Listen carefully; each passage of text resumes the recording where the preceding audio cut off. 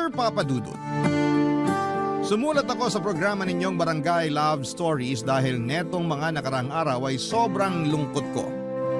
Tapos aksidente kong nakita ang isa sa mga uploaded stories ninyo online na agad kong pinakinggan. At nung natapos ko nga ito ay nakaramdam ako ng gaan sa puso ko. Lalo na masasabi kong inspirational talaga yung tema ng naturang kwento.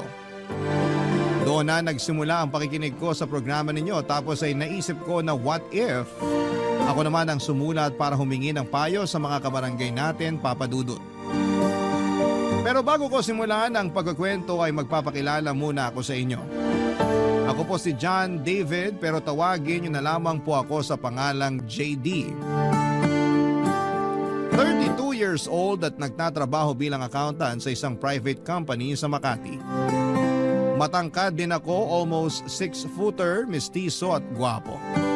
Dahil sa physical kong katangian, mataas talaga ang tiwala at kumpiyansa ko sa sarili ko. Yun din ang dahilan kung bakit naging habulin ako ng mga kababaihan. Wala ano magagawa ko kung pinanganak akong magandang lalaki? Pero syempre aminado rin akong chick boy lalo na noong hindi ko pa nakikilala yung babaeng nagpatibok sa puso ko. Isang araw, inimbitahan ako ng best friend ko na magpunta sa party ng family nila kung saan ay 70th birthday celebration ng lola nila. Dito ko nakilala si Clarice na girlfriend ng isa sa mga cousin ng kaibigan ko. Maganda siya, sexy at may pagkasingkit. Malakas din ang datingan niya pero at the same time ay hindi siya yung mga tipo ko. Palibasa ay meron na rin akong ibang babaeng tinitingnan sa party na pinuntahan ko pero malabo ko siyang makausap. Kaya naman nagpunta na lamang ako sa cocktail section ng party hall para kumuha ng inumin. At nagkataon naman na nandun din si Clarice na agad napansin ang mga tinginan ko sa babaeng type ko, Papa Dudut.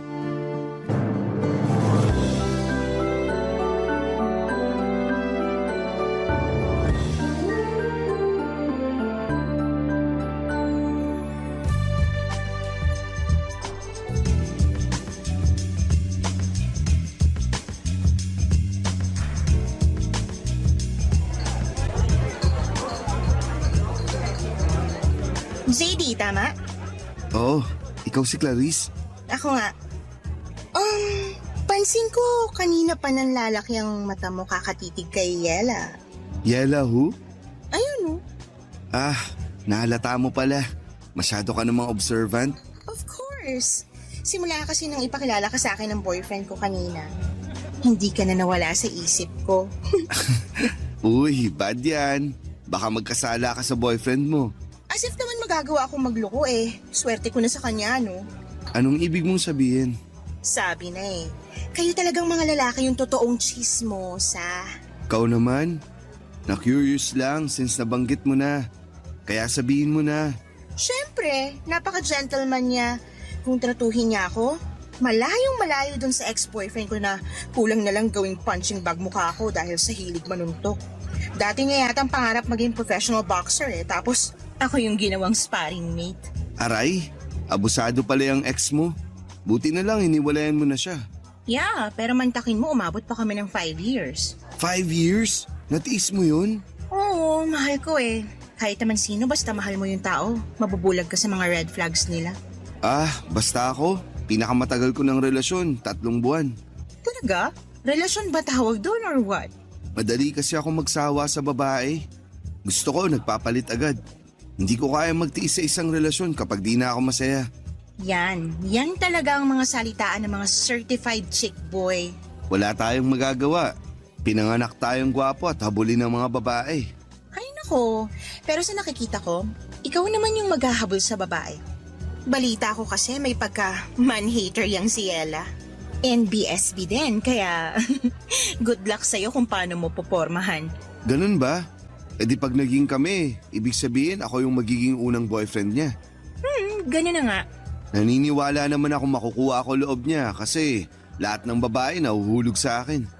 Tingnan mo ikaw, na-attract ka nga sa akin, di ba? Huwag mo nga sabihin yan, baka may makarinig sa'yo. Ikaw ang may sabi na simula nung ipakilala ka sa akin ng boyfriend mo, di na ako maalis sa isip mo. Kanina yun, hindi na ngayon. Mahal ko yata boyfriend ko, no? Whatever you say. Basta, sinasabi ko sa'yo, liligawan ko at mapapasagot ko yung si Ella. Good luck ulit, pero ano bang nakita mo sa kanya? Don't get me wrong, maganda naman siya, pero ang baduy po, Morma. Sabi ng boyfriend ko, ganyan na raw si Ella kahit ng mga bata pa sila. Mahinhin, dalagang Pilipina. Yun nga yung nagustuhan ko sa kanya eh. Kasi karamihan sa mga babaeng nakikilala ko, nagpapakita agad ng motibo sa akin.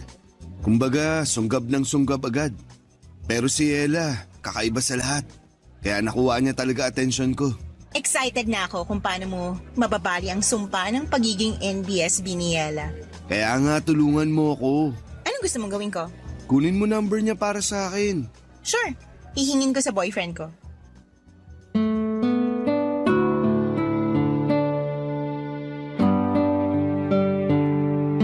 Maganda si Ella, maputi, makinis ang balat, maamo mukha, pero may pagkamanang manamit. Masyado kasing balot na para bang anytime ay mamanyakin siya ng mga kalalakihan, kaya ganon yung defense mechanism niya. Pero kitang-kita ko pa rin ang kaseksihan niya dahil pasimple ko siyang tinitingnan ng mga panahong yon. Nakuha niya kasi ang atensyon ko at swerte dahil binigay din sa akin ni Clarice ang contact number niya na nakuha nito sa boyfriend niya. Natawa pa nga ako nung chineer niya ako na galingan ko ang panliligaw kay Yela Papadudut. Sa isip ko ay challenge na mapasagot ko si Yela dahil sanay ako na ako ang nililigawan at pinapasagot ng mga kababaihan. Pero iba pala talaga sa pakiramdam kapag tinamaan ka na ng pana ni Cupido. At nangyari nga yon ng unang beses kong makita si Yela. Pagkatapos ng party, agad kong tinext ang number niya. Pero ang tagal niya bago mag-reply. Siguro inabot pa ng kinabukasan mga bandang hapon. Akala ko tuloy ay pinagtripan lang ako ni Clarice, kaya maling number ang ibinigay niya sa akin. Pero nung i-text ko ulit doon si Yela ay halos lumabas ang puso ko sa aking dibdib. Dahil sa excitement at kaba nang mag-reply na siya. Natawa pa nga ako kasi para siyang jejemong mag-text. Una niyang tinanong kung sino ako at doon ako nagpakilala sa kanya. Akala ko ay walang magiging progreso ang pag-uusap namin dahil ang tagal na naman ulit bago niya ako nireplyan. Buti na lang at hindi ako sumuko hanggang sa nagtuloy-tuloy na ang pag-uusap namin. Makalipas ang 2 linggo ay nag-decide kaming magkitang dalawa, Papa Dudut.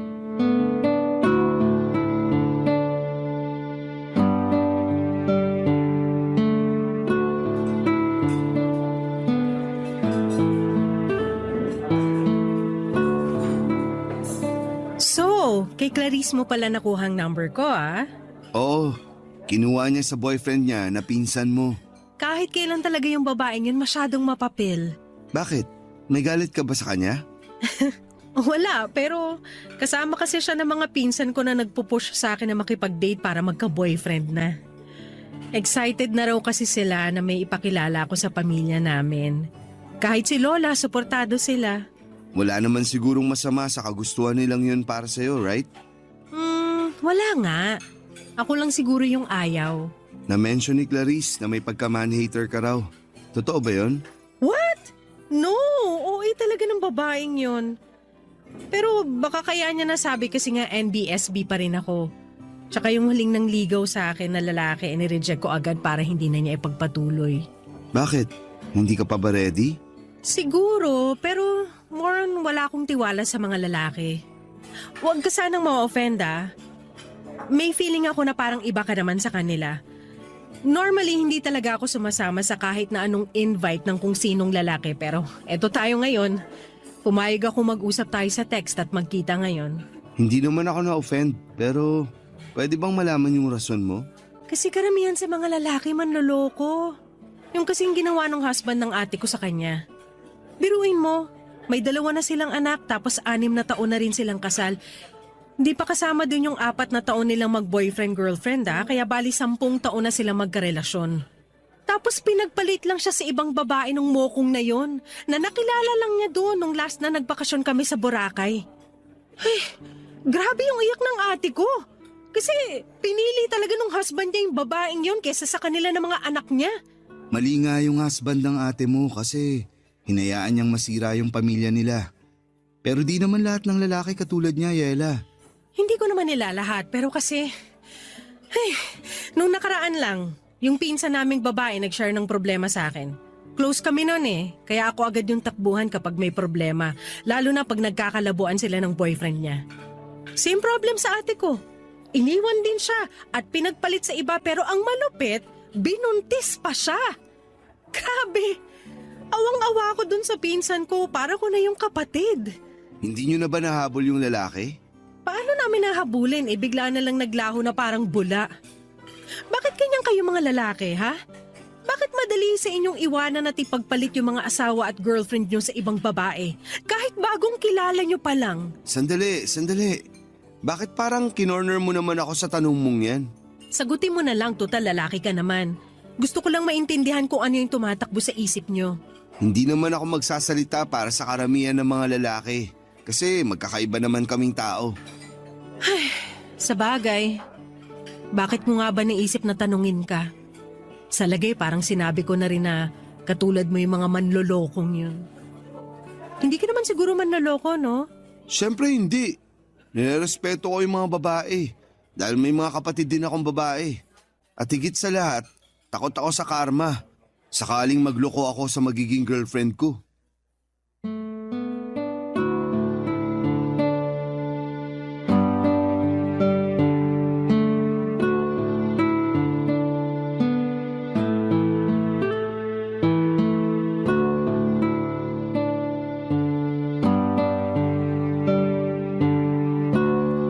Papadudot after ko siyang i-date sa isang mamahaling restaurant sa isang lugar na kung saan ay hindi ko akalaing magdadala ako ng babae.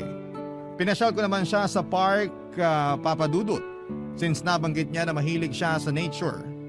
At buti na lang dahil maganda ang panahon ng araw na yon. Marami po kaming napag-usapang mga bagay tungkol sa trabaho niya at hobbies niya.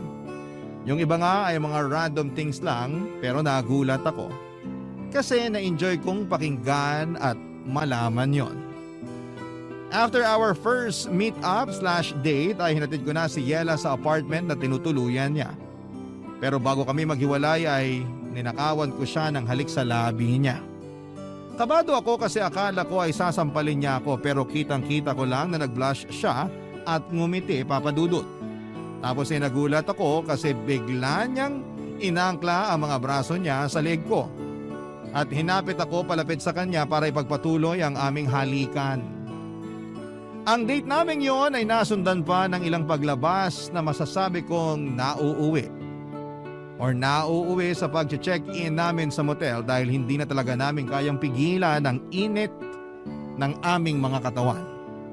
Oo, nakuha ko na si Yela sa kama pero hindi pa kami mag-on. Kaya nag-worry ako ng husto dahil baka wala talaga siyang planong makipagrelasyon sa akin. Pumayag naman siyang ligawan ko pero hindi niya pa rin ako sinasagot. Ewan, hindi lang ako sanay siguro kasi si Yela ang unang babaeng niligawan ko. Kaya naman may pangamba sa puso ko na baka pinapaasa niya lamang talaga ako.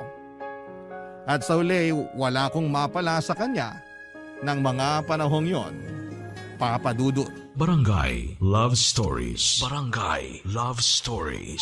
Pero lahat ng agam-agam ko kay Yela ay nawala.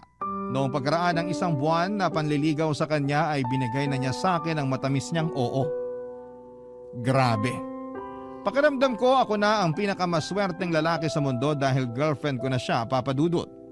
Sa sobrang saya ko noong sinagot niya ako sa isa sa mga date namin, nilibre ko yung mga katabi naming table na kumakain.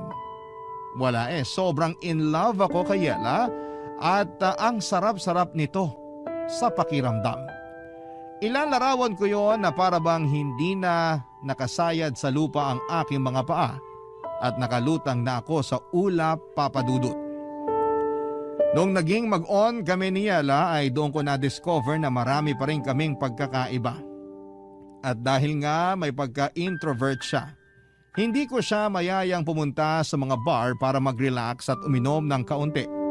Kaya ang ending ay tropa ko na lamang ang niyayaya ko o kung hindi naman sila available ay nagsosolo na lamang ako. Pinapayagan naman ako ni Yela kasi hindi naman siya mahigpit, which I like dahil ayoko nung pakiramdam na kinokontrol ako.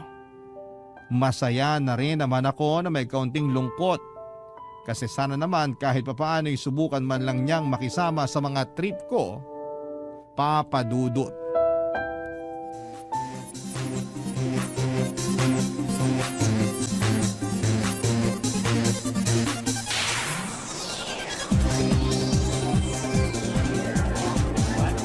Long time no see, JD. Hi, Clarice! Long time no see rin. May kasama ka ba? Wala, solo trip. Ikaw? Wala rin. Akala ko pa naman kasama mo si Yela.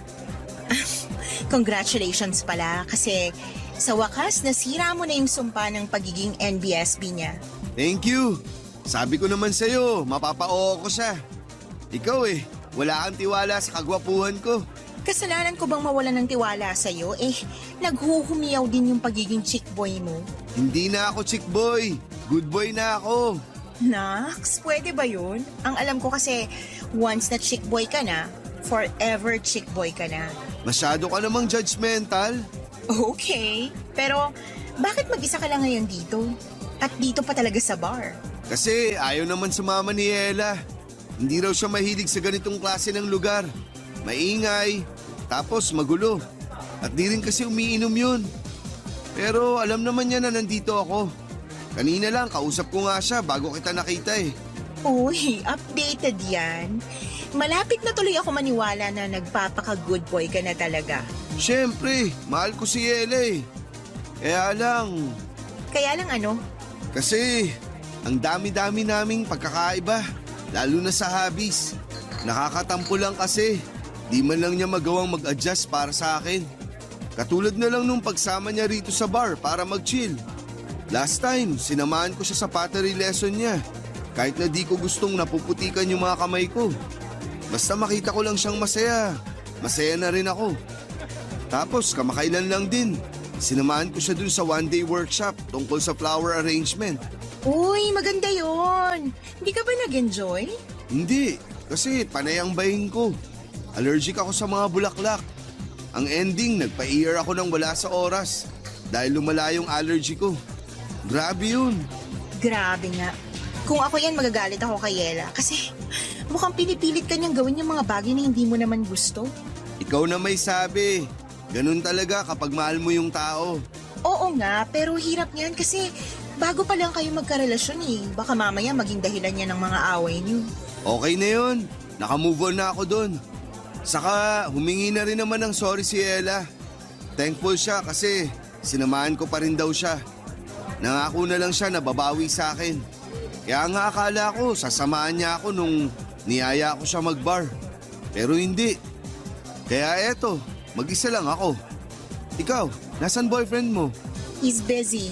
May business trip ilang araw na. At miss na miss ko na nga. Kaya lang ano magagawa ko? Karibal ko yata doon, hindi ibang babae kundi trabaho niya. Wala talagang perfect na relasyon, no? Kasi kahit gaano pa natin kamahal yung mga jowa natin, may pagkukulang pa rin sila sa atin. Totoo rin naman kasi may tampo rin ako sa boyfriend ko. Hindi niya kasi ako pinagbigyan kahit bago man lang siya umalis. Isipin mo 2 linggo ko pa siya bago ulit makita. Tapos lagi pa siyang busy sa work. Pagbigyan? Sa kama.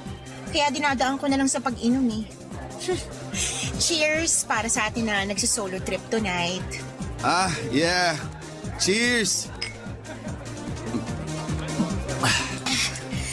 Gosh, ang sarap kahit na ang pait. Gusto ko pa ng isa. Sure ka? Baka malasing ka agad yan, ha? Nandiyan ka naman Di mo naman ako pababayaan, diba? Oo naman. Akong bahala sa'yo. Lasing na lasing si Clarice pero nagtira ako ng pang-uwi namin. Ako ang nag-asikaso sa kanya at plano kong isakay na lang siya ng taxi. Pero hinatak ako ni Clarice sa loob ng naturang taxi na pinara ko para sa kanya at pilit na pinapasama ako. Kaya wala na akong nagawa pa. Naisip kong i-check-in na lamang siya sa isang motel para doon magpalipas ng gabi. Tapos ay iiwanan ko na siya doon at uuwi na. Pero dahil sa kalasingan at init ng katawan ay hindi ko napigilan ang sarili ko na mahumaling kay Clarice. Nagsimula lang yon sa paghawak at halikan hanggang sa may nangyari na sa aming dalawa. Nakailang rounds din kami bago kami nakatulog sa sobrang pagod. Kinabukasan ay hiyang-hiya kami sa mga sarili namin nang nahimasmasa na kami. Nakiusap ako sa kanya na huwag ipagsasabi kahit kanino ang nangyari sa amin dahil mahal ko ang pinsan niya. Sumang-ayon naman si Clarice dahil may boyfriend din siya noong mga panahong yon.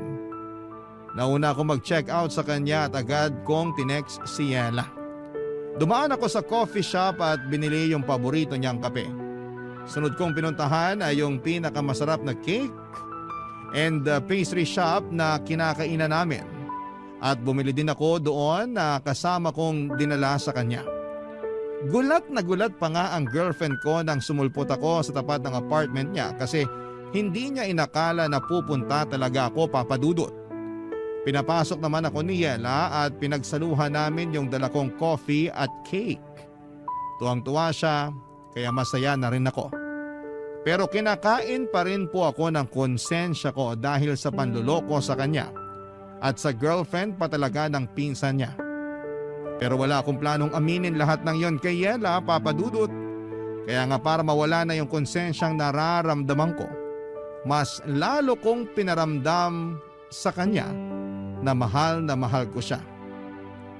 At pagkalipas nga ng isa pang buwan ay niyaya ko na siyang magpakasal. Umoo naman si Yela at simpleng garden wedding yung nangyari. Invited pa nga si Clarice at grabe ang kaba ko. Pero nairaos naman ang seremonya ng kasal namin ni Yela nang walang nangyayaring gulo. O baka masyado lang akong praning, pero hindi nyo naman ako masisisi, Papa Dudut. Fast forward. Tumira kami ni Yela sa 2-story na bahay na matagal ko nang binili. Tuluyan ko nang kinalimutan yung kasalanan ko sa kanya at sinabi ko sa sarili ko na magsisimula na kami ng bagong buhay.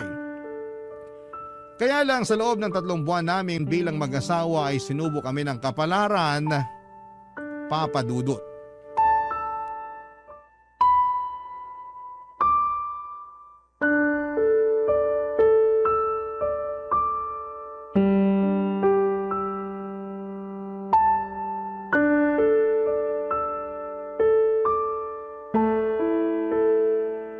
Negative na naman, babe. Ganun ba? Hayaan mo na. Subukan na lang ulit natin. Pero paano kung wala na naman? Paano kung negative na naman yung resulta? Hindi ko alam pero umasa na lang tayo na baka makabuo na rin tayo, babe. Pero pagod na akong umasa para lang mabigo na naman. Hindi na tayo bumabata. Gusto ko na magka-baby tayo, babe. Ikaw ba ayaw mo pa? Siyempre gusto ko pero kung hindi pa binibigay sa atin, anong magagawa natin? So ganun na lang yun? Anong ganun na lang yun? Gusto mo na tanggapin na lang natin na hindi na tayo magkakaanak, ganun ba? Wala akong sinasabing ganyan, Yela. Sa tono mo kasi parang okay lang sa'yo na hanggang ngayon wala pa rin tayong baby. Eh ano ang gagawin ko? Sige nga, sabihin mo yung gagawin ko at gagawin ko. Bakit mo ako sinisigawan? Ikaw kasi, para kang bata kung umasal. Ako pa pala yung parang bata umasal eh. Masisisi mo ba ako? Ginagawa naman natin yung lahat pero parang wala pa rin. Bakit ganon? Bakit yung iba ang dali lang sa kanila magka-baby? Pero bakit tayo hirap na hirap? Ano bang mali sa katawan ko?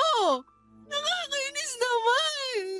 Babe, makinig ka, okay? Makinig ka sa akin, please. Titigan mo ako sa mga mata, Yela. Nakikinig ako sa'yo. Ikaw na ang may sabi. Ginagawa naman natin ang lahat. Kaya nga tsagain lang natin. Sundin natin yung sinabi ng doktor na gagawin para makabuo tayo. Tapos ipagdasal din natin.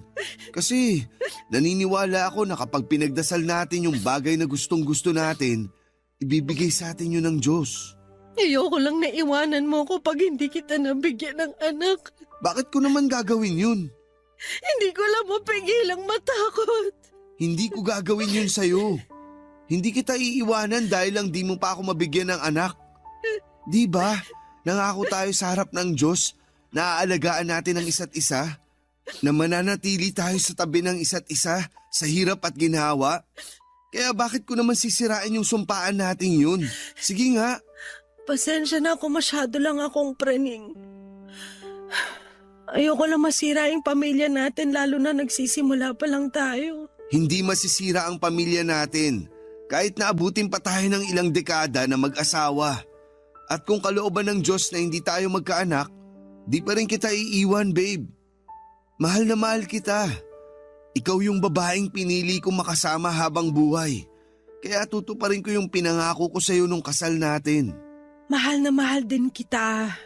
At ikaw din yung lalaking gusto ko makasama habang buhay. Kaya salamat, babe. Kasi napanatag na yung kalooban ko. Mabuti naman. Halika nga, yakapin kita.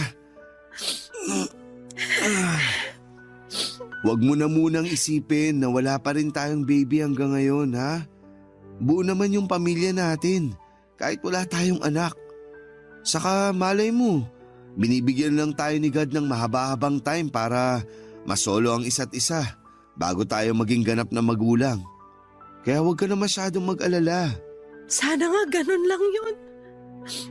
Sana nga pansamantala lang yung hindi natin pagkakaroon ng baby. Kasi ready na naman tayo maging magulang, kaya sana pagkalooban na tayo. Basta, huwag lang tayong tumigil sa pagdadasal. Naniniwala ako na nakikinig siya sa atin. Hindi lang si Yela ang frustrated ng mga panahong yon dahil ako rin, Papa Dudut. Gustong gusto ko na rin kasi na magka-baby, lalo pa't hindi na ako bumabata pa. I'm already 31 that moment at yung ibang batchmate ko ay may 2 o 3 anak na. Malaki rin ang pagsisisi ko kasi sana noon pa lamang ay nakilala ko na si Yela para maaga kaming nakapagsimula ng pamilya. Tapos kung kailan pwede na ay saka naman kami hindi magka-baby. Sa kabila ng lahat ay alam kong mas matindi yung lungkot na nararamdaman ng misis ko dahil hindi niya ako mabigyan ng anak. Kaya nga imbes na sisihin siya sa bagay na hindi rin naman niya kontrolado, inunawa ko siya ng husto, inalagaan at minahal, Papa Dudut. Sa kabila ng paulit-ulit naming pagkabigo na magkaanak ay hindi pa rin kami sumuko ni Yela. Regular kaming nagpapakonsulta sa doktor at sinusuyod ang lahat ng pwedeng makatulong sa amin.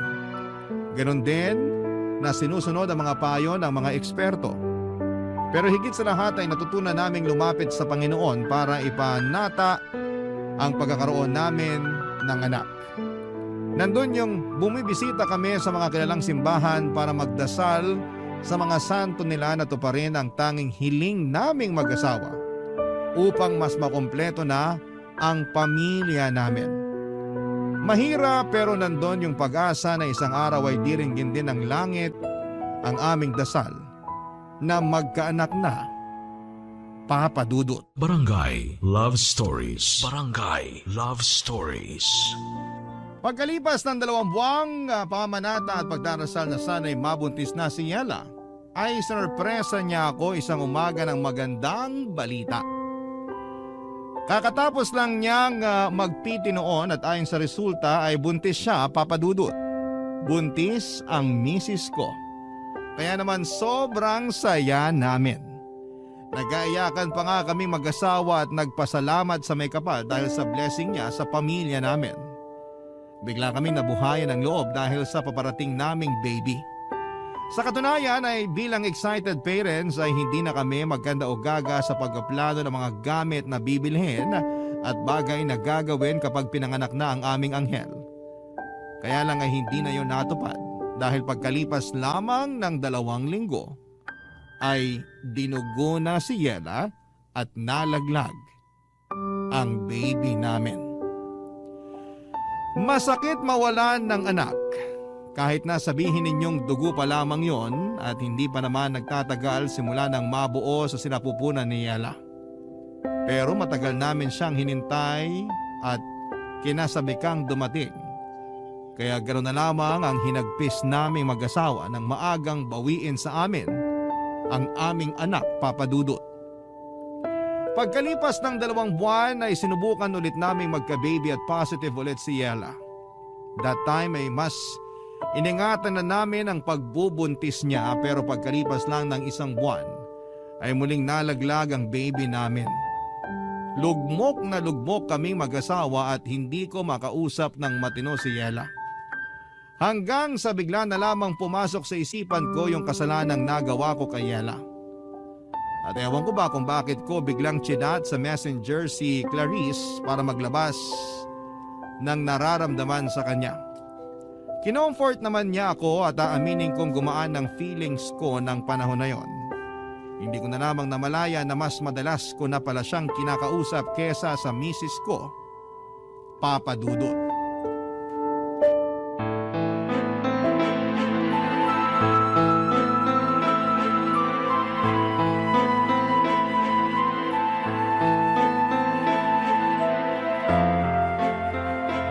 Hayop ka, JD! Ano to? Ano to? Yela, ano ba? Bakit mo binato sa akin yung cellphone mo? Nakuha mo pa magtanong? Galing mo rin umarteng inosente, ito lang ginagawang kademonyo, ano? Hindi ko alam yung sinasabi mo. Ikaw tong masyadong mainit dyan. Nananahimik lang ako rito tapos nambabato ka bigla dyan. Bakit di mo tignan yung cellphone bago mo depensahan yung kasinungalingan mo? Tignan natin kung makapagmaang-maangang ka pa! Ano ba kasi to? Babe, magpapaliwanag ako. Wala ka nang dapat ipaliwanag! Nabasa ko na lahat dyan sa conversation niyo ni Clarice! Walang hiya kayong dalawa, ang bababoy niyo! Hindi naman namin sinasadya, babe. Saka 1 beses lang naman nangyari yun. Wala akong pakialam kahit 1 beses lang yun nangyari. Hindi pa rin yung dahilan para maabsuelto ka na sa panloloko mo sa akin. Kaya pala, ang lambing-lambing mo nung araw na yon kasi may kasalanan ka, demonyo ka. May papunta-punta ka pa sa apartment ko at padala-dala ng kape at pagkain, yung pala. Gusto mo lang linisin yung konsensya mo. Kasama rin ba sa plano may pakasalan ako? Pinakasalan kita kasi mahal kita, babe. Huwag mo nga ako tawagin, babe. Nasusuka ako sa pagbumuka mo. Makinig ka kasi muna sa akin. Sige, bibigyan kita ng 1 minuto para magsalita.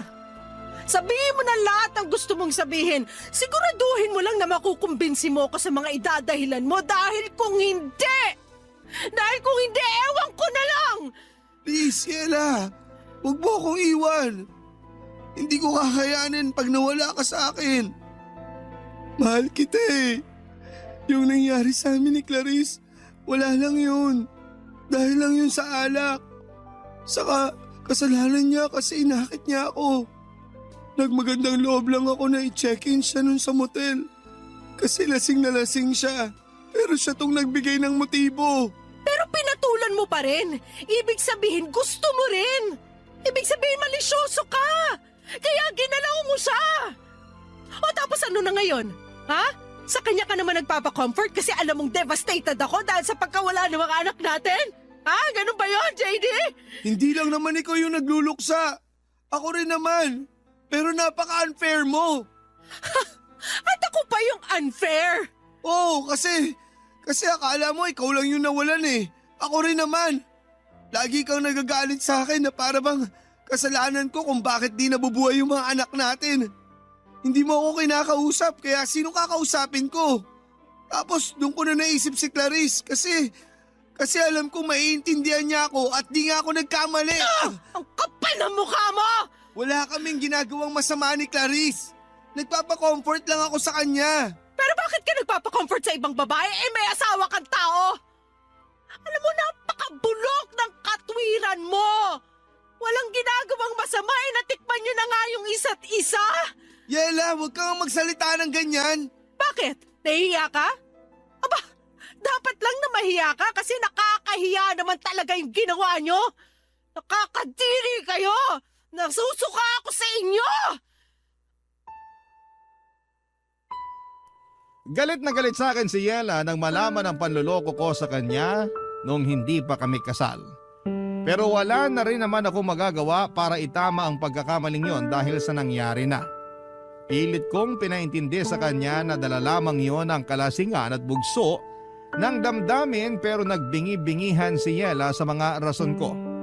Hindi ko na alam ang gagawin ko noon at naiyak na lamang din ako sa sobrang aburido dahil sa kamalasang nangyayari sa pamilya namin.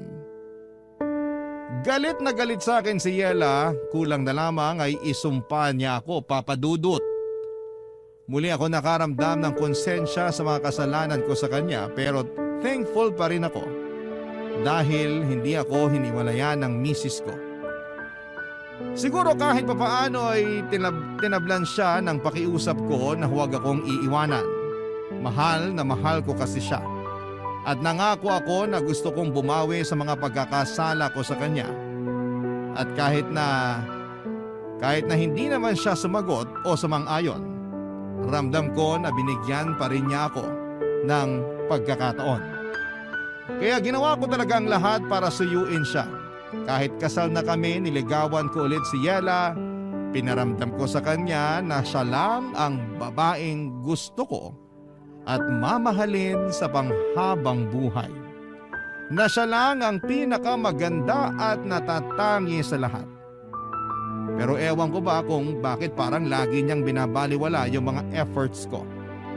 Lagi niyang pinaparamdam sa akin na hindi ko makukuha ang loob niya kahit na anong gawin ko. Doon ako nakaramdam ng frustration kasi ang unfair niya para sa akin, Papa Dudut.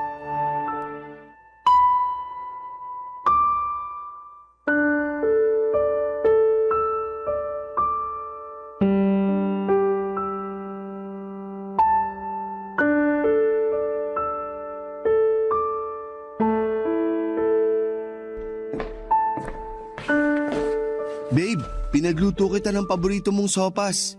Ito dinalan kita. Lapag ko lang dito sa may tokador. Kain ka na. Salamat pero ayoko. Wala rin naman akong gana. Ay, pero hindi ka rin nagapunan kagabi. Natulog ka lang kasi sabi mo wala ka rin gana. Kailangan mong kumain kahit konti dahil iinom ka pa ng gamot. Ilang araw na yung lagnat mo. Pwede ba iwanan mo na lang ako kasi lalong sumasama pakiramdam ko sa ingay mo eh. Dami mong sinasabi na iinis ako. Nag-aalala lang naman ako sa'yo. Wala akong pakialam. Yela naman, di mo kailangang sumigaw. Naririnig naman kita eh. Kung naririnig mo naman pala ako, edi sana kanina ka pa umalis. Nag-aalala nga ako sa'yo kasi ilang araw ka nang may sakit. Kaya hindi ka gumagaling kasi ang tigas ng ulo mo. Mas gusto ko nga na hindi na ako gumaling para mamatay na lang din ako katulad ng mga anak natin. Huwag mo namang sabihin yan Sasabihin ko yung gusto kong sabihin dahil ito yung nararamdaman ko. Pagod na ako, JD. Pagod na akong pakisamahan ka sa isang bubong dahil ang asawa na kita. Sinubukan ko naman na patawarin ka. Nabigyan ka ng tsansa na bumawi pero sa tuwing nakikita kita, naaalala ko yung pagtataksil mo sa akin. At wag mo na rin subukan mga tuwiran dahil hindi na inuubra sa akin, hayop ka. Ay, pero ginagawa ko naman lahat, di ba? Bumabawi ako. Nagsisisi. Pinaparamdam ko sa'yo na ikaw lang yung mahal ko. Akala mo ba sapat na yon? Kasi kung oo, di sana nawala na tong pait at bigat na nararamdaman ko sa dibdib ko. Sana kung ganun lang kadali ang lahat, matagal na kitang napatawad pero hindi eh. Hindi nga ako makahinga ngayon dahil sa matinding galit kaya pwede ba? Lumayas ka na sa harap ko! Hindi ko kailangan ng pag-aalala mo! Please, Yela. Hayaan mo lang akong gawin yung tungkulin ko bilang asawa mo. Hayaan mo akong alagaan ka. Sige na. Kumain ka na para makainom ka na ng gamot. Sabi ayoko niyan! Bakit mo ginawa yun? Nag-aaksaya ka ng pagkain! Ikaw kasi ang kulit mo eh! Sinabi ayoko ng sopas mo, pinagpipilitan mo pa! Tsaka nung malay ko kung nilagyan mo pala yan ng lason para matuluyan na ako. Nang sa ganon, kayo na ni Clarice magsama. Walang ganun! Masyado ka lang praning! Masisisi mo ba ako? Eh kasalanan mo kung bakit ako nagkakaganito. Kaya magtiis ka. Kasi ito na yung ganti ko sa'yo. Sisiguraduhin kong ikaw ang susuko sa ating dalawa dahil hindi na mangyayari na pabalik tayo sa dati. Wala kang dapat na sisihin kundi sarili mo. Kaya linisin mo na yung kalat at umalis ka na sa harapan ko! Wala akong nagawa ng mga panahong yon kundi ang sundin ang gusto ni Yela. Niligpit ko yung natapong sopas at nagkalat na bubog ng mangkok bago siya iniwang nakahiga at umiiyak sa kwarto namin. At kahit na anong pakiusap at pagpapaamo ko sa kanya, Papa Dudut, ay paulit-ulit niya rin akong pinagtatabuyan. Hindi ko na po alam ang gagawin ko. Lugmok na lugmok ako kasi nagbago na ng tuluyan ang babaeng pinakamamahal ko. Pero sa kabila ng lahat ay hindi pa rin ako tumigil na mag-effort para mapatunayan kay Yela na nagsisisi na ako sa mga nagawa ko sa kanya, Papa Dudut. Mahal na mahal ko si Yela at ayokong masira ang pamilya namin dahil lang sa mga kasalanan ko sa nakaraan. Kaya lang napapagod din naman ako, napapatanong ako sa sarili ko kung tama ba ang trato sa akin ni Yela o masyado na siyang nagiging unfair. Para sa akin ay hindi ko deserve na tiisin ang ganito katagal, lalo pat humingi naman ako ng tawad at pilit na nagbabagong buhay na. Sana po ay mapayuhan ako ng mga kabarangay natin sa problemang pinagdadaanan ko, Papa Dudut. Hanggang dito na lamang po ang sulat ko and thank you in advance. Sakali pong mapili po ninyong i-ere ang aking kwento. God bless and more power sa Barangay Love Stories. Ang inyong forever kapuso at ka-barangay JD. Dear Papa Dudut, hindi raw matatawag na pamilya ang nakatira sa isang bahay kung hindi sila binubuo ng tatay, nanay at mga anak. Ayun nga lang ay hindi lahat ay binigyan ng kakayahan na magkaanak. Hindi lahat ng mag-asawa ay maswerteng nabibigyan ng pagkakataon na magkaroon ng masayang pamilya. Papa Dudut, tawagin niyo na lamang po ako sa pangalang Alma, 41 years old at nakatira dito sa Makati. Nagtatrabaho ko noon sa bangko kung saan ko nakilala ang asawa kong si Oscar. Siya rin ang dahilan kung paano ko na-discover ang inyong programa na Barangay Love Stories. Dahil ito raw ang paborito niyang programa sa Barangay LS 97.1. Manager siya noon sa bangko at isa naman akong accountant. Nagsimula kami bilang isang mabuting magkaibigan dahil siya halos ang nag-train sa akin noong bago pa lamang ako. Nagsimula rin kasi siya sa pagiging accountant bago na-promote bilang manager. Marami din kaming napagkakasunduan nung magkaibigan pa lamang kami ni Oscar.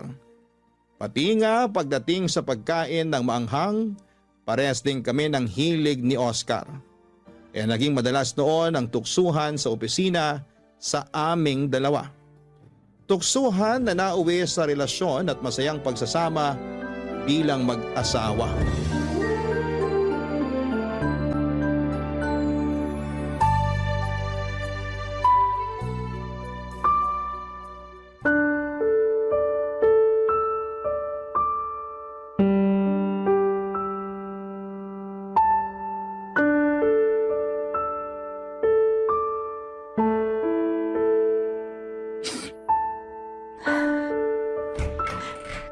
Alma, nalaban mo ba yung color blue na uniform ko? Alma? Umiiyak ka ba? Hindi. Nagtitiklop lang ako ng mga damit dito na sinilong ko kanina. Ano nga yung hinahanap mo na uniform? Bakit ba umiiyak ka na naman? Hindi naman ako umiiyak. Huwag ka na mag-deny kasi namamagapay ang mga mata mo. Sabihin mo na lang sa akin ang totoo. Wala namang dahilan para umiyak ako, Oscar. Medyo sinisipon lang talaga ako kaya naluluha na rin ang mga mata ko. Yung baby ba natin? Dahil ba to sa pagkalaglag ng baby natin mula sa sinapupunan mo ilang buwan nang nakakaraan? Sabi ko naman sa'yo, hindi mo kailangan na maglihim sa akin. Akin na nga yung mga kamay mo at hahawakan ko ng mahigpit. Sorry, Oscar. Bakit ka naman nagsasorry? 4 na buwan na kasi ang nakakalipas mula nang makunan ako. At nangako ako na hindi na ulit ako iiyak pa. Pero hindi ko talaga mapigilan na maluha eh. Normal lang naman na umiyak, lalo na sa'yo. Halos 6 na buwan mong pinagbuntis ang anak natin. Kaya alam ko na ikaw ang mas apektado sa pagkawala niya. Hindi ko lang kasi maintindihan, Oscar. Bakit ganun? Bakit kailangan na mawala pa siya sa atin? May dahilan kung bakit nangyayari ang mabibigat na bagay sa buhay natin, Alma. Ano pa bang dahilan ang pwedeng ibigay? Sa 4 na beses na pagkawala ng baby natin mula sa sinapupunan ko. Bakit kailangan pa ulit-ulit na lang ako makunan? Bakit kailangan na mangyari pa sa atin to? Bakit tayo pa? Hindi ko masasagot yan sa ngayon. Pero sigurado ako na may tamang panahon para makuha natin ang mga kasagutan sa mga tanong mo. Saan ba ako nagkulang, Oscar? Sinabi ko naman sa'yo noon na wala kang naging kahit na anong pagkukulang, Alma. Oscar, sinunod ko lahat ng bilin ng doktor sa akin. Mula sa pagkain ng mga tama hanggang sa pahinga na kailangan ng katawan ko. Pumayag na nga rin ako na mag-resign sa trabaho gaya ng sinabi ng doktor na dapat kong gawin. Mas inalagaan ko ang katawan ko para sa baby natin. Pero bakit pumitiw pa rin siya? Bakit nawala pa rin ang anak natin? Baka hindi pa raw tayo handa para magkaroon ng anak. Kaya hindi pa siya binibigay sa atin. Ano pa bang kailangan nating gawin? Para makita ng Diyos na handa na tayo maging magulang. Alma, mahirap sagutin ang mga tanong mo dahil hindi ako ang Diyos.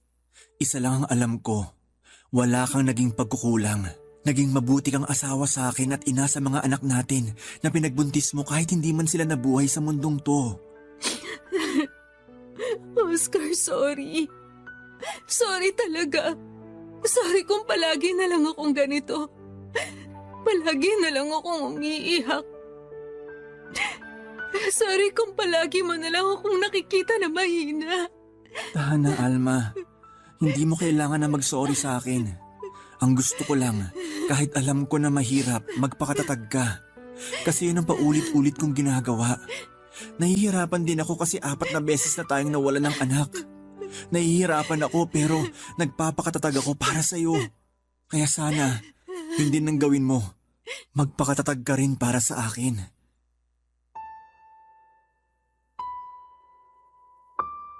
Papa Dudut, walang perpektong tao at wala ring perpektong relasyon. Pero lahat ay ginawa namin pareho ni Oscar para talagang magkaroon kami ng maayos na pagsasama. Solong anak lang si Oscar na mga magulang niya kaya umasa ang mga ito na mabigyan namin sila ng maraming apo. Naalala ko pa noong unang beses ko silang makilala. Walang ibang bukang bibig ang nanay niya kung hindi sana maka-4 o 5 anak daw kami ni Oscar. Umaasa raw sila na magkakaroon kami ng malaki at masayang pamilya. Nang mga panahon na yon ay hindi pa kami kasal ni Oscar. At batid ko sa sarili ko na may problema ako sa matres ko. Irregular kasi ang period ko at college pa lamang, na-diagnose na ako na may PCOS.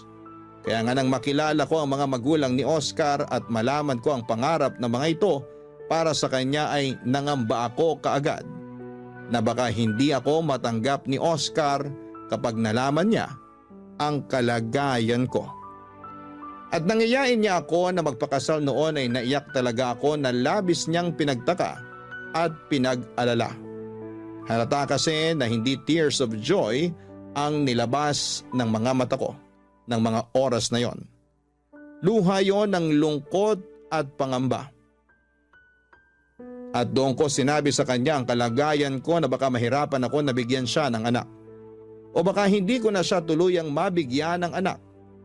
At tinanong ko siya kung mamahalin at pakakasalan niya pa rin ba ako kahit na hindi ko siya mabigyan ng anak. Sinabi niya naman na tanggap niya at mamahalin niya ang lahat sa akin. Kaya ng araw na yon, Papa Dudut, ay tinanggap ko ang alok niya ng pagpapakasal sa akin.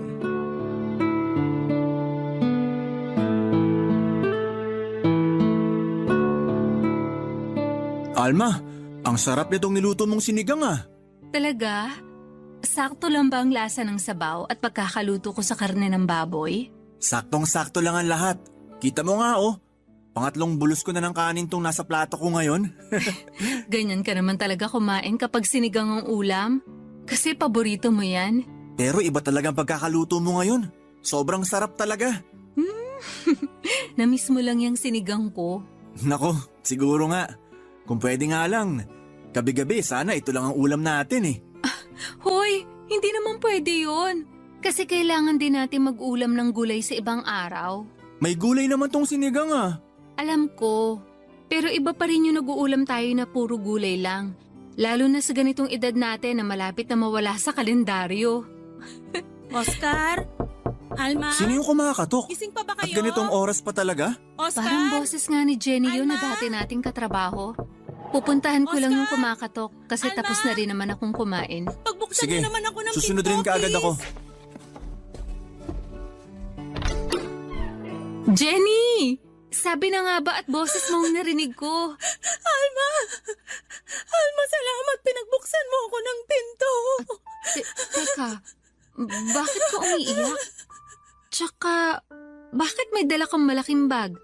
May pasa ka pa sa pisngi at braso mo, oh. Pasensya na talaga sa abala. Pero wala na kasi kung alam na pwedeng mapuntahan. Ayos lang, Jenny. Halika, pumasok ka nga muna. Salamat. Maupo ka muna sa sofa. Sige. Ano ba nangyari? Sabihin mo sa akin. Si Edward kasi. Pinagselosan niya yung dati kong kaklase na nakasalubong namin sa mall kaninang umaga. Oh, si Jenny palang bisita natin. Oscar, ikuha mo naman muna si Jenny ng isang basong tubig. Sige, sandali lang. Sinaktan ka na naman ba ng live-in partner mo? Kaya may pasa ka sa braso at pisngi mo? Oo. Ayaw niya kasing maniwala na wala naman kaming naging relasyon nung dati kong kaklase. Nagulat at natuwa lang kami na makita ang isa't isa kaya bigla siyang napayakap sa akin. Pero pinaalis ko na rin kagad siya kasi napansin ko na iba nang tingin sa kanya ni Edward. Tapos, nung makaalis siya, pinagtaasan na ako ng boses ni Edward hanggang sa paunahin na niya akong umuwi ng bahay. Nung makauwi naman si Edward, lasing na siya. At doon na niya ako sinimulang sigawan at saktan. Eto na ang tubig, Jenny. Uminom ka muna. Salamat, Oscar. Grabe talaga yung si Edward.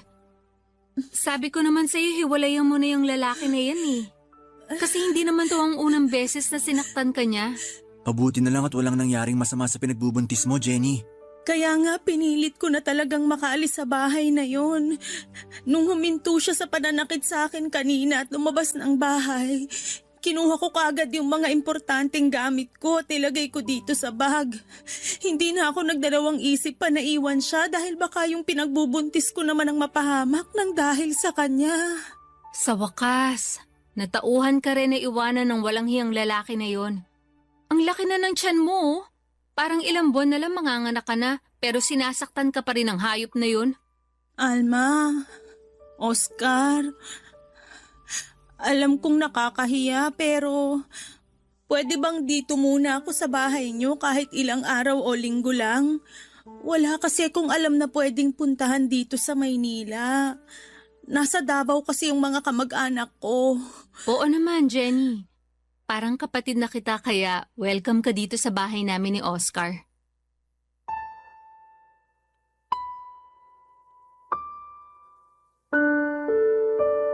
Papadudot, bago kami magpakasal, ginamot ko muna ang PCOS ko at nagpa-regular check-up ako sa isang OBGYN. Gusto ko kasi na maayos kong maibigay ang sarili ko sa magiging asawa ko. Mahigit na 1 taon na gamutan hanggang sa maging regular na ang buwan ng dalaw ko. At sabi ng doktora ko noon na mas naging maayos na raw ang matres ko. Kaya naman nang magpakasal kami ni Oscar ay medyo buo na ang loob ko na mabibigyan ko na siya ng anak. Pero hindi pa rin pala naging madali ang proseso. Lalong tumibay ang pagdududa ko sa sarili ng 4 na beses na akong makunan. Sobrang bigat noon kasi pakiramdam ko. Naging pabaya akong ina. Kahit lahat ng payo ng doktor ay sinusunod ko naman. Mula sa minor exercise na kailangan kong gawin, mga gamot na kailangan kong inumin at pagpapahinga para sa katawan ko. Hanggang sa pati na ang pag-resign sa trabaho ko ay sinang-ayunan ko rin. Lahat ng effort at sakripisyo ko ay nakita yon ni Jenny na kaibigan at dati kong katrabaho. Bago siya umalis sa bangko kung saan kami nagkakilala ni Oscar, siya ang pinaka naging malapit na kaibigan ko.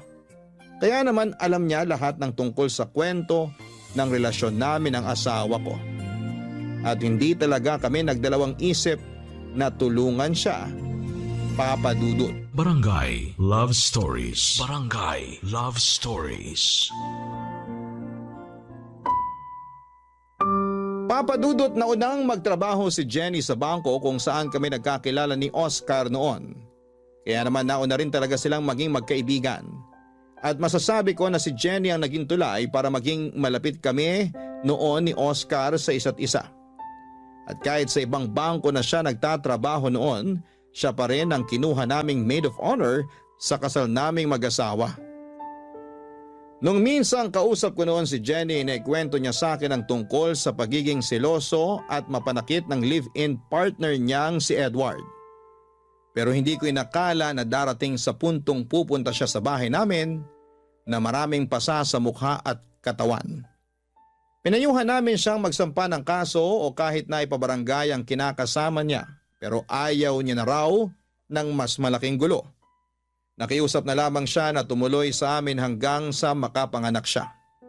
Nagsilay ng isang napaka-cute na baby girl si Jenny, Papadudot. Malusog ito at kamukha talaga ng kaibigan ko kahit baby pa lamang ang anak niya. 2 buwan pa ang lumipas ay nagpaalam si Jenny na magtatrabaho sa Taiwan at iiwan muna sa amin ang anak niya. May kamag-anak daw kasi itong nagtatrabaho doon at nag-alok ng mabilisang proseso kay Jenny para makapagtrabaho din doon. Ang sabi niya ay magpapadala daw siya ng panggasto sa oras na maging maayos na ang sitwasyon niya doon. Kaya pumayag na rin kami ni Oscar. Maayos ang komunikasyon namin sa unang ilang buwan niya sa Taiwan. Hanggang sa hindi na namin siya muli pang nakausap. May nakarating na lang na balita sa amin na nakapag-asawa na siya ng ibang lahi at hindi pinaalam sa lalaki ang tungkol sa anak niya. Kaya naman sa halos 9 na taon ay kami ang nag-alaga sa anak ni Jenny na si Lotlot.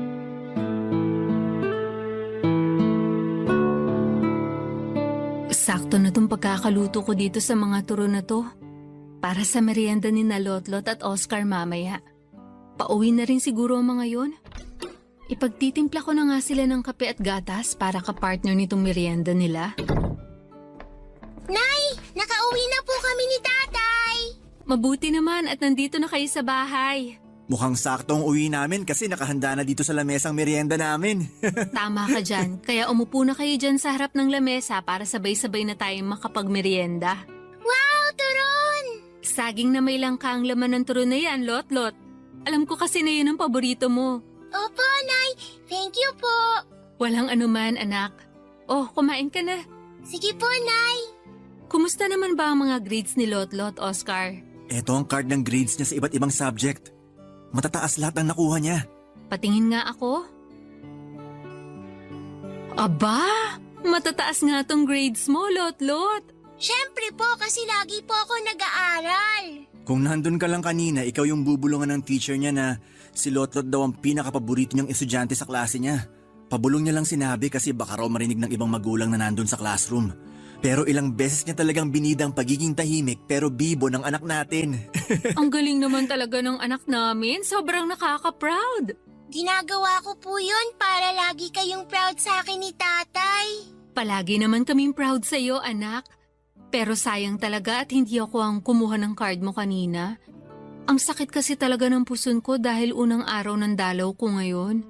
Mabuti na lang at pinayagan na mag-leave sa trabaho ang tatay mo ngayon. Aliw na aliw nga po si tatay sa classroom namin kanina eh. Talaga? Opo, kasi may mga kaklase ako na tatay din nila yung kumuha ng card nila. Yung mga tatay po nila yung kakwentuhan ni tatay kanina. Nakakatuwa lang kasi akala ko talaga ako lang ang lalaking pupunta dun kanina. Marami-rami rin pala kami. Aba, marunong ka na rin makipagkwentuhan sa iba mga magulang ha? Nawala na talaga ang pagiging tahimik mo, Oscar. Mababait din kasi yung mga nakilala ko doon, kaya napakwento talaga ako. Kumusta na palang pakiramdam mo ngayon? Mas maayos na kaysa kanina. Hindi na ba masyadong masakit ang puson mo? Hindi na kasing sakit nung kagaya kaninang umaga. Magpahinga ka na lang ulit mamaya. Ako na lang ang magluluto ng pagkain natin para sa hapunan. Hindi na, ayos lang ako. Kaya ko namang mag-asikaso ng hapunan mamaya. Hayaan mo nang ako ang gumawa nun at magpahinga ka na lang muna. Tama po si tatay, Nay. Tutulungan ko po siya kaya huwag niyo na pong alalahanin ng pag-aasikaso ng hapunan. Magpahinga na lang po kayo at sisiguraduhin ko na masarap ang ulam na iluluto namin ni tatay. Di ba po, tay? Siyempre naman anak. Lalo na kapag katulong kita sa pagluluto mamaya. Wala naman po akong assignment ngayon eh. Kaya tutulungan ko po talaga kayo. Ipagluluto po natin si nanay ng masarap na hapunan. Ay, naku talaga tong anak ko. Napakalambing kahit kailan. Pahakap nga ako. Papadudod, sinubukan namin na kontakin ang ilang kakilala ni Oscar na nagtrabaho din sa Taiwan.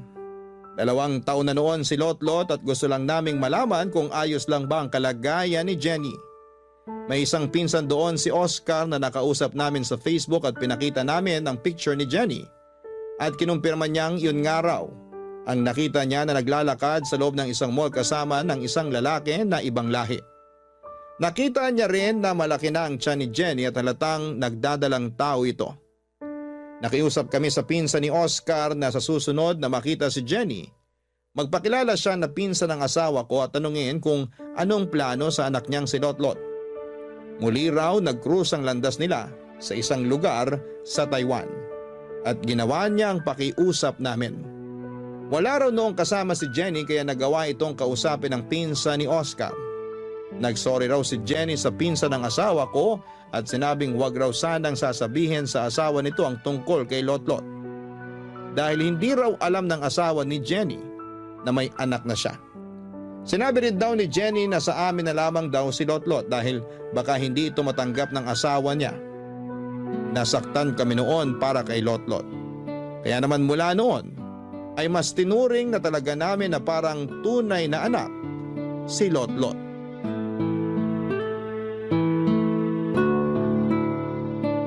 Oscar, heto na ang kape at tinapay mo na may palamang peanut butter.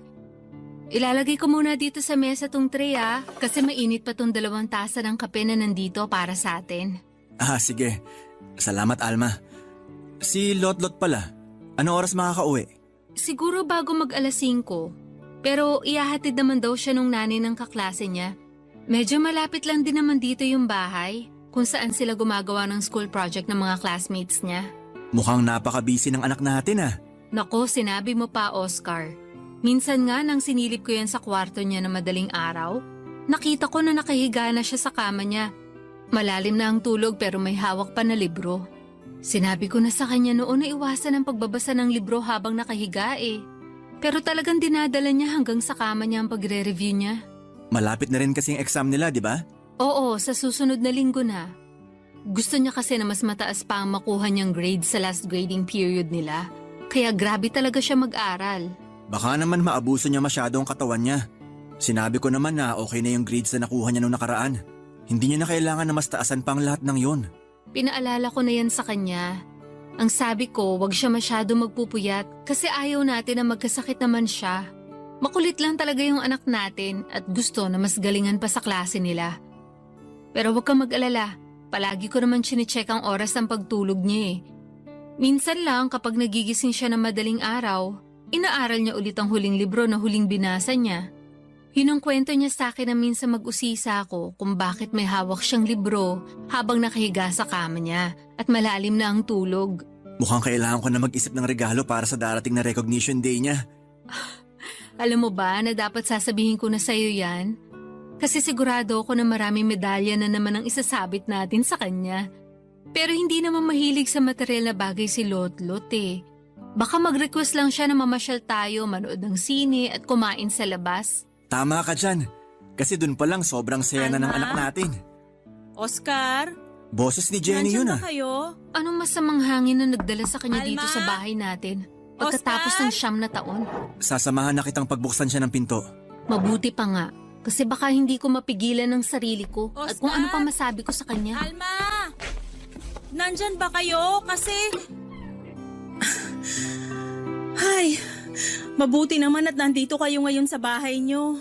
Anong kailangan mo? Ayan kagad talaga ang tanong? Hindi ba pwedeng kumustahin mo muna ako, Alma? Ang lakas naman ng loob mo na sabihin sa harap namin yan. Ikaw ba? Nagawa mo bang kumustahin kami o si Lotlot sa loob ng 9 na taon? Kaya nga nandito ako ngayon, di ba? Dahil sa anak ko. Anak mo na kami ang nagpalaki at kinilala bilang mga magulang niya. Kasi yung tunay na nanay niya, nawala ng pakialam sa kanya. Alam ko naman ang naging pagkakamali ko. At nandito ako ngayon para itama ang lahat ng yon. At sa tingin mo talaga may itatama ka pa? Alma, Hindi ko naman talaga ginusto na iwanan sa inyo ng matagal yung anak ko. Kinailangan ko lang talaga ng oras para aminin sa asawa ko yung tungkol sa kanya. Pero ngayon, tanggap na niya ang lahat sa akin kaya pwede ko nang kunin ang anak ko. Ay teka! Wow! Ganun na lang yon ha? Alma, kumalma ka muna. Jenny, hindi mo pwedeng basta kunin na lang sa amin ang bata. At bakit hindi? Kahit pagbalik-balik ta rin niyo ang mundo, ako pa rin ang nanay niya. Magkano bang kailangan niyo ha? Kwentahin niyo ang lahat ng nagastos niyo sa anak ko at babayaran ko. Kahit kailan, hindi mababayaran ng pera ang ginawa namin pag-aalaga at binigay namin pagmamahal kay Lotlot. Kaya umalis ka na dito, Jenny.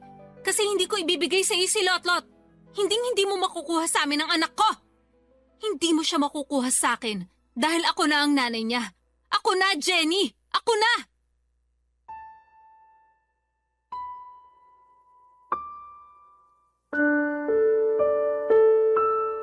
Papadudot mula ng unang beses kong mabuhat si Lotlot noong baby pa lamang siya. Parang nabuhay ang pagiging pusong nanay ko. Alam kong hindi ko siya anak pero nang mga oras na yon, pakiramdam ko ay para sa akin siya. Kaya nga ako talaga ang unang pumayag nang sabihin ni Jenny na sa amin muna ang anak niya habang nagtatrabaho siya sa malayo. Alam ko na mali kasi na hindi naman niya kami kamag-anak pero may parte sa sarili ko noon.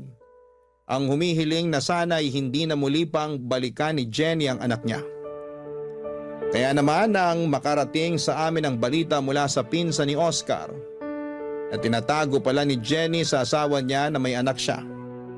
May sama ako ng loob pero medyo natuwa din ako. Kasi pakiramdam ko, doon na natupad ang pangarap ko na magkaroon kami ng anak ng asawa ko. Hindi man ako nagluwal kay Lotlot at hindi man namin siya kadugo ay tunay na anak naman ang turing namin sa kanya ng asawa ko. Kaya sabi ko sa sarili ko na ipaglalaban ko ang karapatan ko sa kanya sa abot ng makakaya ko. Barangay Love Stories. Barangay Love Stories. Papadudot alam ng anak-anakan ko na si Lotlot na hindi kami ang tunay niyang mga magulang. Nasa grade 3 siya noon nang umuwi siya ng bahay na umiiyak at tinatanong sa amin kung totoong ampon lang daw ba siya. May mga nambubuli daw kasi sa kanya sa school at sinasabi na hindi namin siya anak. Hindi kagad ako nakasagot pati na ang asawa kong si Oscar at saglit pa kaming nagkatinginan. Bigla namang yumakap si Lotlot at sinabi niya na kahit totoo ang sinasabi ng mga kaklase niya na hindi kami ang tunay niyang mga magulang ay hindi mapapalitan ng kahit na sinong tao ang pagmamahal niya para sa amin. Doon namin inamin ang totoo sa kanya, Papa Dudut. Pero sinabi lang namin na nasa malayo ang tunay na nanay niya at nagtatrabaho. Hindi kami nagsalita ng kahit na anong masama tungkol kay Jenny dahil ayaw namin magtanim ng sama ng loob sa kanya si Lotlot. Kaya naman nang minsan pang pumunta si Jenny sa bahay namin at nakita niya si Lotlot, hindi na ito nagulat nang magpakilala si Jenny na nanay nito. Pinakita kasi namin sa bata noon ang mga litrato namin ni Jenny kaya alam nito ang itsura niya. Nang araw na yon, ay may kasama ng barangay tanod si Jenny para kunin ang anak niya. Nagbanta pa ito na magdedemanda sa oras na hindi pa namin ibigay ang bata sa kanya. Kaya naman sa kabila ng malakas na pag-iyak ni Lotlot ay binigay na namin siya ni Oscar sa tunay na nanay niya. Papa Dudut, dinala siya ni Jenny sa probinsya nila sa Davao kasama ang asawa nito at 2 nilang anak. Nung unay nakakapag-text at nakakatawag pa sa amin si Lotlot hanggang sa tuluyan na kaming mawala ng komunikasyon sa kanya.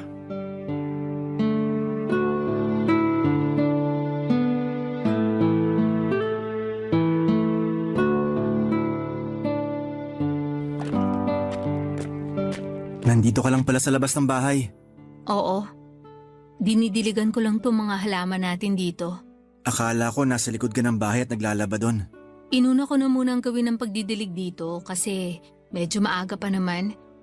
At saka, konti lang din ang labahin ko kaya mabilis ko rin na matatapos yun. Sige, tutulungan na lang din kita sa pagdidilig sa mga to. Okay. Yung mas maliit na pandilig na lang din ang gamitin mo. Alam ko naman na hindi ka sanay na magdilig ng mga halaman dito eh. Baka malunod pa sila kapag tabo ang ginamit mo. Hindi rin kasi ako madalas na tumambay dito sa mini garden sa labas ng bahay natin. Oo, kasi ang madalas na kasama ko dito, si Lotlot.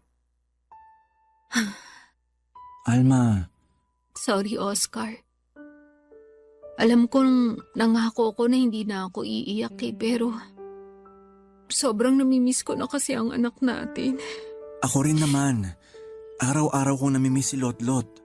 Ang laki nang nagbago sa bahay natin, no? Oo. Kahit ganun pa rin ang itsura, nagbago naman yung sigla. Dahil hindi na natin naririnig ang malalakas na tahawan ni Lotlot. Siya lang kasi ang nagbibigay ng sigla at kulay sa bahay at buhay natin. Nang dahil kay Lotlot, naramdaman natin kung paano maging magulang. Kung paano magkaroon ng isang tunay na pamilya. 1 taon na rin pala mula nang malayo siya sa atin. Halos 1 taon na rin natin siyang hindi nakakausap. Alma, sigurado naman tayo na nasa mabuti siyang kalagayan. Kasama niya ang tunay na nanay at mga kapatid niya. Oo, pero sana hayaan din ni Jenny na makita at makasama ulit natin ang bata. Alam niya naman na sobrang napamahala sa atin si Lotlot. Huwag niya sanang ipagdamot yung konting oras na pwede natin makausap ang anak natin. Siguro gusto niya lang na mas makilala siya ni Lotlot bilang nanay nito. Na mas makapag-focus ang bata na makilala siya ng pamilya niya. Hayaan na lang muna natin dahil sigurado ako na magbibigay din siya ng oras na makasama ulit natin si Lotlot. Sana mag-upload na ulit ng bagong picture si Jenny na kasama si Lotlot. Halos ilang buwan na rin kasi mula nang huli siya mag-public post ng picture nila ng family niya. Namimiss ko na makita si Lotlot kahit sa mga picture lang sa Facebook. Alma? Jenny? Anong ginagawa mo dito? Gusto ko sana kayong makausap. Kasama mo ba si Lotlot? Hindi. Pero siya ang dahilan kung bakit pumunta ako ngayon dito sa bahay niyo. Una sa lahat, gusto ko munang humingi ng tawad para sa mga nagawa at nasabi kong mali sa inyong dalawa. Alam ko naman na hindi ko dapat nilayo sa inyo si Lotlot. Alam ko na sobrang minahal niyo ang anak ko na parang tunay niyo na ring anak. Gusto ko lang talaga na mas mapalapit kagad ang loob niya sa amin kaya umuwi kami ng Davao. Sorry talaga. Sa totoo lang, nasaktan talaga ako sa ginawa mo. Pero pilit kong inintindi ang lahat. Inintindi ko kasi pareho tayong nanay ni Lotlot. Kaya malaki ang pasasalamat ko sa inyong mag-asawa, lalo na sa iyo, Alma. Para sa pag-aalaga at pagmamahal na binigay mo sa anak ko. Lumaki siyang napakabuting bata at walang galit sa akin. Dahil yun daw ang sinabi mo sa kanya. Alam kasi namin na darating ang araw na babalik ka at magpapakilala sa anak mo. Kaya sinabi namin sa kanya na kahit na anong mangyari, huwag siyang magtanim ng sama ng loob sa'yo. Salamat. Salamat talaga sa inyo. Pero Jenny, kasama mo bang lumawas ng Maynila si Lotlot? Pwede ba namin siyang makita o kahit madalaw man lang? Oo, pwede niyo siyang dalawin o puntahan. Nasa Maynila rin siya pero nako-confine siya sa ospital dahil sa sakit niya na bone cancer. Stage 4. Papadudot noong nakakausap pa namin sa text at tawag si Lotlot. Madalas niyang ikwento na napakabait daw ni Jenny sa kanya. Pati na ng asawa nito at 2 anak. Kaya naging panatag ang kalooban namin na nasa mabuti siyang kalagayan. Pero pagkalipas ng 1 buwan na hindi na ulit nakapag-text o nakatawag si Lotlot sa amin. Nung una'y nag-aalala talaga ako dahil wala na akong naging balita pa sa kanya. Nakablock kasi ako sa Facebook ni Jenny. Kaya naman gumawa ako ng dummy account. At nang makita ko sa mga public posts niya, ang mga pamamasyal ni Jenny kasama ang asawa nito, si Lotlot at 2 pang anak ay naging panatag na ang loob ko kahit na papaano. Inisip ko na lamang na ang mahalaga ay masaya si Lotlot kasama ang tunay na nanay niya. Pinilit kong makontento sa mga nakikita ko na public post ni Jenny kasama si Lotlot sa Facebook. Ang hindi ko inaasahan, yung biglang pagdating ni Jenny sa bahay namin para sabihin na may taning na ang buhay ng pinakamamahal namin na si Lotlot.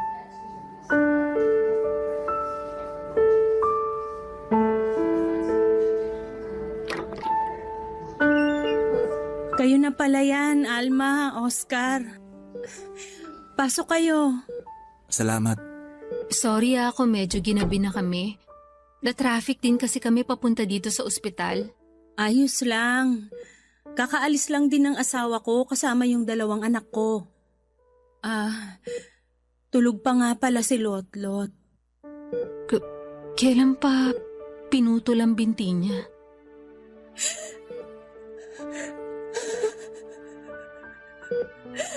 2 months ago.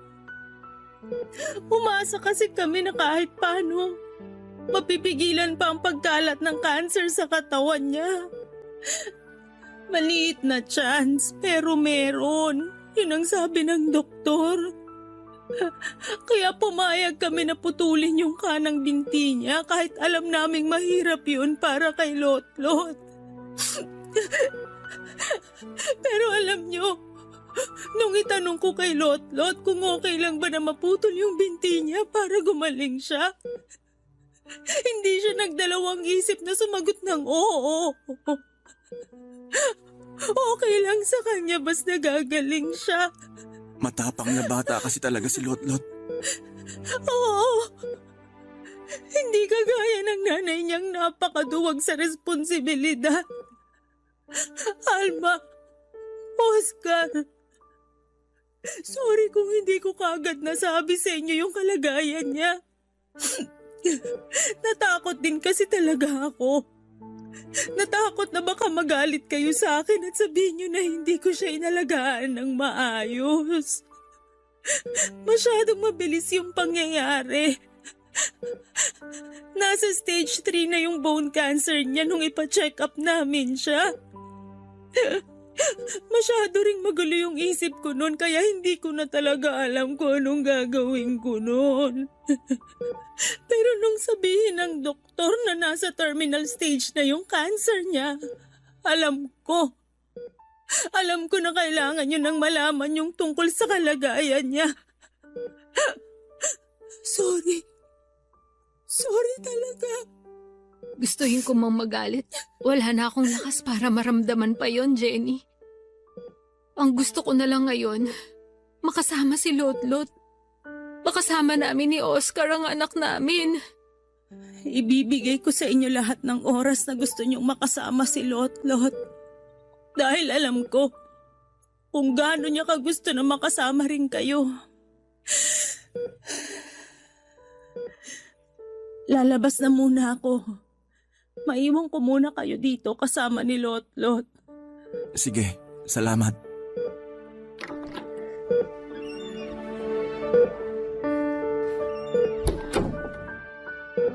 Oscar, ang laki na nang nagbago sa itsura ng anak natin. Sobrang payat na siya. Tsaka ang putla ng mga labi niya.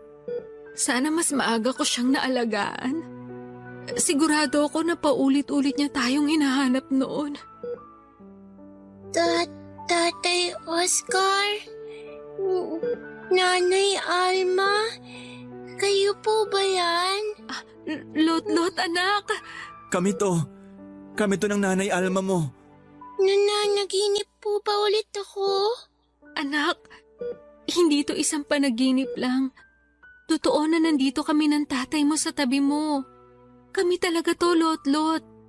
Eto, hahawakan ko ang kanang kamay mo. Hindi nga po ako nananaginip. Totoo po na nandiyan kayo ni tatay ngayon. Nararamdaman ko po ang higpit ng hawak niyo sa kamay ko at init ng palad niyo, Nay. Sobrang na-miss ko po kayo. Miss na miss ka rin namin. Kung alam mo lang, Lotlot.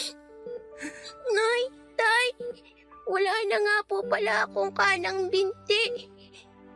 Hindi ko na po magagawang makipaglaro ng habulan sa inyo. Ayos lang, anak. Palagi na lang kitang bubuhatin kapag naglalaro tayo. Salamat po talaga kasi tinalaw niyo po ako ngayon dito. Palagi ko po kasing napapanaginipan na kasama ko kayo. Pero ngayon, totoong nandito na po kayo sa tabi ko. At kahit kailan, hindi na kami mawawala ng tatay mo sa tabi mo. Kaya magpalakas ka, Lotlot. Magpalakas ka para sa amin. Mahal na mahal ko po kayo. Mahal na mahal ka rin namin, anak. Sobra. Kung alam mo lang, napakalaki ng pasasalamat namin sa Diyos kasi binigay ka niya sa amin. Kaya sana patuloy ka magpalakas. Dahil gusto ka pa namin makasama na mas matagal ng tatay mo. Magpalakas ka, anak, ha? Magpalakas ka para kina nanay at tatay.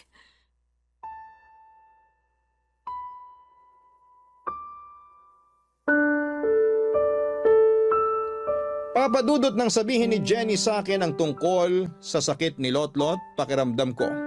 Ako yung nabigyan ng taning ang buhay. Ang hirap maghanap ng mga salitang pwede kong sabihin kay Jenny noon kasi nilalamo na ako ng matinding kalungkutan.